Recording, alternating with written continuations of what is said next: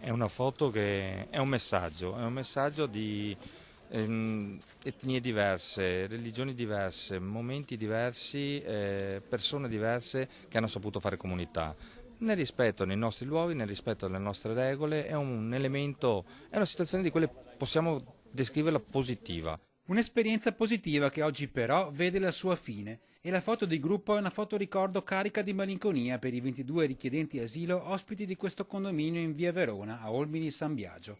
La cooperativa alternativa è fra quelle che hanno deciso di non partecipare ai nuovi bandi della prefettura per l'accoglienza dei migranti, conseguenza dei tagli imposti dal nuovo decreto sicurezza. Pensavamo di poter dare una continuità a questa struttura con un'altra realtà, un altro ente gestore, e questo fino alla settimana scorsa sembrava realizzabile, però ieri ci è arrivata la comunicazione che questo subentro non sarà possibile e quindi ieri sera abbiamo dovuto comunicare ai ragazzi che devono lasciare la casa. Trasferiti alla caserma Serena, a quella logica del lab, cioè così criticata da molti, a cui proprio l'accoglienza diffusa sembrava poter dare una risposta. Che se è possibile una integrazione, una convivenza è quando i numeri sono non numeri altissimi e che mettono a contatto le persone nella vita quotidiana come stava accadendo qui. Corsi di lingua, attività di volontariato e costruzione di legami con il territorio, con la parrocchia, con il vicinato. Come possa sentirsi uno dei diretti interessati, Jeannot, 32 anni, è presto detto. Molto male perché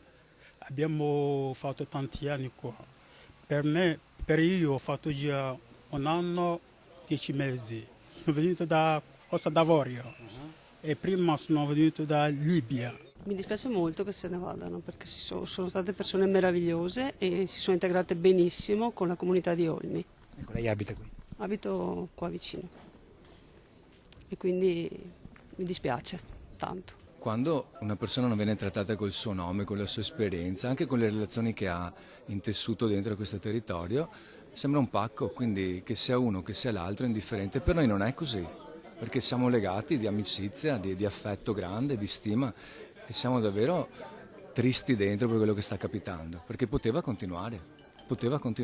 È il tempo degli abbracci e anche di qualche lacrima con gli operatori, i volontari, i vicini, gli amici. Arrivano i pulmini, si caricano borse e valigie e si parte, destinazione Caserma Serena, a scrivere un nuovo capitolo di un libro dalla trama quanto mai incerta.